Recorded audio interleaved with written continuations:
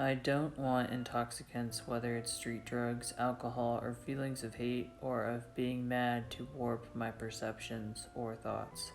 I don't want to let my past experience of what my father did to me rob me of the life I might have.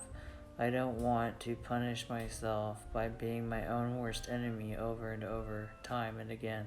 I want to try and bring a light into my daily thoughts and feelings, to practice a spiritual sanity in a gentle manner so that a healing will continue to occur, to move towards making of the day something other than just passing the time.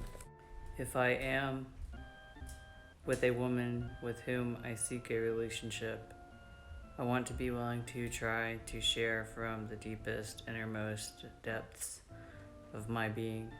I hope that I will experience a brighter light from within in being with her, if only for one moment to be. I want to keep an opening of a portal within to peer into my soul. Part of the spiritual sanity that I lived and experienced as an adult was the denial and unawareness that I have a living soul, and worse, I didn't seem to care. I have found that vulnerability and sensitivity are a means to share an intimacy of light and spirit with another. I can make a willful effort not to give up hope, to experience a warmth of feeling when I am with others. Though a path of inner truth and spiritual sanity may be a difficult one to travel along, how else is a spiritual reality to come into light and existence? I can practice being spiritually sane through any of the spiritual values of honesty, hope, faith, inner courage, and integrity. I can battle against inertia and mental laziness. I don't want to be disconnected from what and who I am, a being of spirit and light. I used to scream at the hands of my father until I lost my mind, yet incredibly, I didn't lose my soul. I survived. There is time enough for me to live a life of a higher purpose and be supportive and encouraging of others who are struggling against difficulty and hardship and trying to attain a higher spiritual level of brighter thought, feeling, and being. Chapter 2 of Over 1,000 Beatings, Spiritual Sanity, and the Rejection of Evil. Part 1. Yet to be, to still the chaos within, a golden sparkle of inmost light and inner beauty, seeking to uncover a mystery of being, casting light into darkened corners of bleak inner landscapes, to set sail upon an emerald sea of silver dreams, to have my feeling be true. I was 7 or 8 years old. I felt sick and terrible all the time. I wanted to stop from getting hit. I wanted to run away. I went into my parents' bedroom and I stole some loose change that was in one of their bureau drawers. I walked to the corner store a block away where I bought several candy bars and a couple of sodas. The cashier put them in a paper bag. I continued my trek. I didn't know where I was going. I was just going to walk and walk until I ended up someplace other than where I lived. I was afraid, but I continued walking. Several blocks away, I found myself hungry for the candy. I found an alleyway. I went into it and sat down on the concrete, hidden from the sight of others. I ate all 4 or 5 of the candy bars, and I drank the sodas. I didn't know where to continue walking. I felt sick and afraid. I was alone. I felt like I was dying over and over inside of me. The feeling wouldn't go away. There was nowhere for me to go. The afternoon passed. I got up and began walking back to my house. I was 8 years old. It was summer. I was playing with my friend from across the street. We were goofing off and having fun in his garage. We decided to go outside to continue to play. The garage door was open. He pressed a button beside it, and the door started to descend. He stepped outside on the driveway. I was in the opening of the garage right beneath the door as it was coming down. The mechanical noise of the door beginning to come down startled me. I felt fear. My body instantaneously became paralyzed. I couldn't move. I heard the mechanical grinding of the rotating chain pulling the door shut. I was terrified. I couldn't speak or cry out. My brain told my body to run. My body didn't budge an inch. It was going to be hurt badly. Still, I couldn't jolt or impel it to leave its space and escape the harm and pain that were coming towards it. It wasn't until the bottom of the door hit me on the top of my head that I jumped out of the way. I ran home, crying to my mother. I knew the wound was serious as we drove to the hospital. I was allowed to sit on my mother's lap. I remember the warmth and comfort I felt from her. I felt privileged and special. I knew she wasn't allowed to hold or touch me. My father didn't say anything. Anyway, it was worth the pain and blood for this to occur. It wasn't until I was in my 40s that my mother and I touched in an affectionate way again. The age when my father stopped spanking me and began hitting me with the open-handed slap to the side of the face or head was when I was 9. My mother usually was in the room when this happened. She would run over to the two of us. I would always be on the floor, screaming and crying. He would be bent over me, slapping at my face. My mother would begin screaming at him, "Don't mark his face. Don't mark his face. He has to go to school tomorrow." I am so thankful for my mother being there. She did what she could to protect me. That's what I felt back then and still do today. My father worked as a boiler operator in Pittsburgh. He worked 3 shifts during the daylight from 8 a.m. to 4 p.m., swing shift from 4 p.m. to 12 a.m., and graveyard from 12 a.m. to 8 a.m.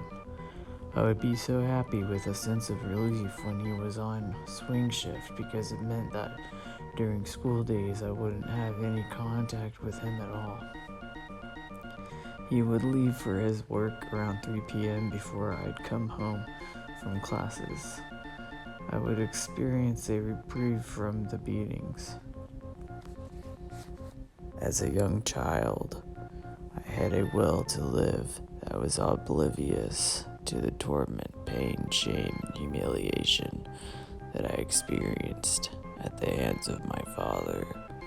When I would wake up in the morning, I would experience the miracle of inner creation and of being that I once was a child. There would be a spontaneity of feeling of how happy I was at experiencing the joy of being alive. I would play with my toys or with my friends or brothers.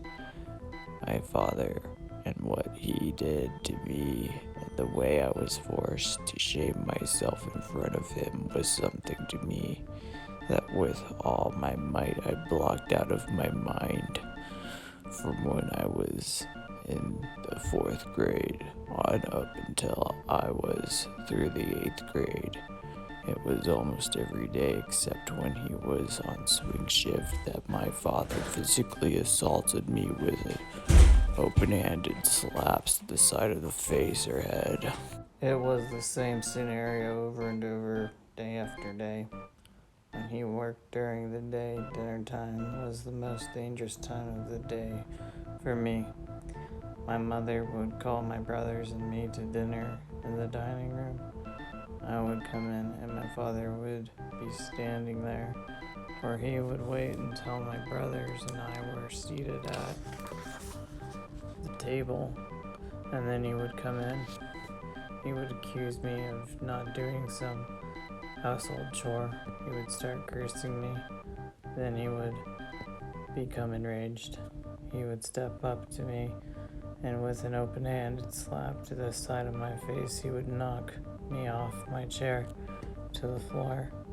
Then he would lunge at me, cursing me in a full-blown rage, slapping my face and head.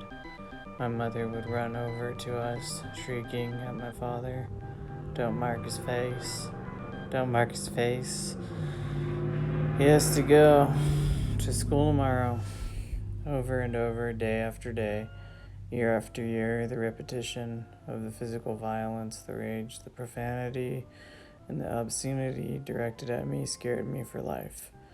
The wrongness of his behavior and its continuation was a part of my everyday life.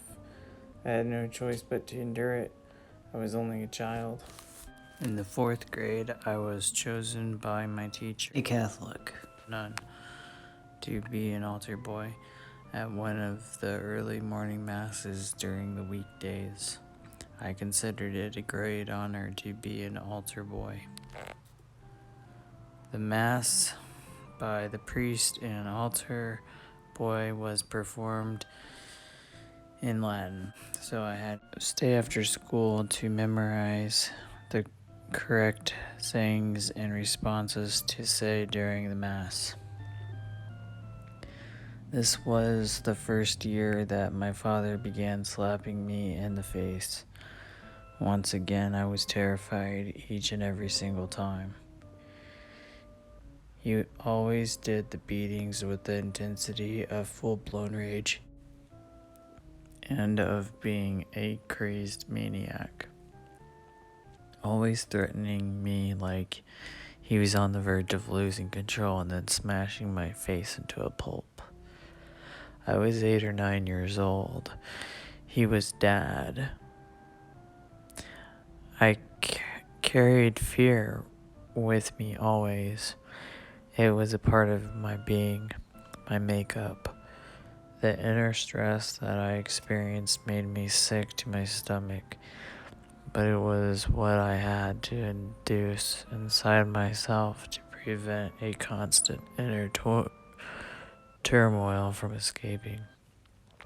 I couldn't show other people what was going on inside me, of how bad off I was. I couldn't memorize any of the Latin phrases to repeat them during the Mass. My mind always drew a blank. The sister was patient with me as much as she could be, but when my performance during the Mass, trying to remember the appropriate Latin phrases and words to say or to respond to, didn't improve any, I was relieved of my duties of being an altar boy. I remember the feeling of not being able to memorize or comprehend the Latin. I felt horrible. I dreaded the one day of the week when I would have to go to church to be a part of the Mass as an altar boy. I felt like a failure in my attempt at being an altar boy. I just couldn't do it. Lastly, I remember the niceness of Sister Elizabeth telling me that my services as an altar boy were no longer required. She didn't scold me for my failure, and she wasn't harsh towards me in a cold, dismissive sort of way. She came across as being kind towards me.